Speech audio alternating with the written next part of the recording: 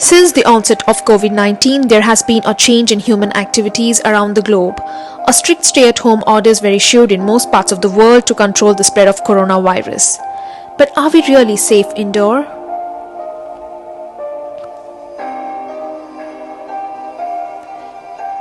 Researchers are working tirelessly to better understand the coronavirus, and there are increasing evidence suggesting that the cramped and poorly ventilated indoor spaces are riskier in comparison to the activities held in expansive outdoor.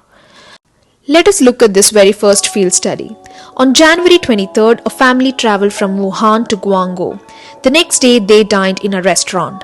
There was one person with COVID-19 in this family. In next few days, 9 were found to be infected. But look at the pattern of the spread of infection. Only a few people in the table A, B and C were infected, but none in the table E. In fact, the tables B and C were farther than table E. Researchers believe that the air conditioner placed in this section of the restaurant circulated the virus to these other people. This story highlights the role of ventilation in transmission of coronavirus. Ventilation represents a very important aspect, a very important factor to prevent the virus from spreading indoors. These researchers from University of Oregon are the authors of the paper focused on minimizing the viral transmission in buildings. We created a conceptual visualization of how the aerosols may be spreading in that room with a fan that is simply recirculating the air. Whether it was an air conditioner or just a fan moving air, the visualization is really trying to articulate how the particles get caught up in the air and move around the space. The team created the second animation of the same room with windows open. Right. So in this conceptual visualization, what we were seeing is that with increased outside air exchange through the open window, particles deposit more quickly and then also be exhausted from the airstream more quickly. Its simplicity is so obvious that people don't pay attention to it. Like, you mean telling me we got this big crisis and you're telling me to open up a window? Yes, I'm telling you to open up the window. This knowledge of using the fresh air and sunlight backs to 200 years. Among the earliest known use of this open air method was by an English physician, John Lettsom. He treated tuberculosis patients by exposing them to sea air and sunshine at this hospital. Later in 1840, George Boddington propagated this method. He encouraged the patients to exercise outdoors, starting from gentle movement to longer walks and riding in the open to get plenty of fresh air.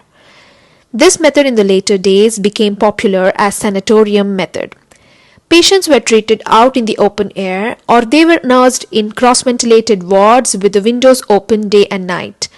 Patients were kept warm in their beds at night with hot water bottles and extra blankets. During World War I and Spanish flu outbreak in 1918, the open-air hospitals were started all over the country. Dr. Arthur Ransom, a leading investigator of that time, quoted, "Nothing was better for the sick and wounded than a tent or a ridge-ventilated hut, abundant fresh air, together with sunshine." Ellen G. White, one of the founders of the Seventh-day Adventist Church, quotes,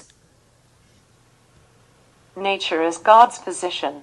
The pure air, the glad sunshine, the flowers and trees, the orchards and vineyards, and outdoor exercise amid these surroundings are health-giving, life-giving."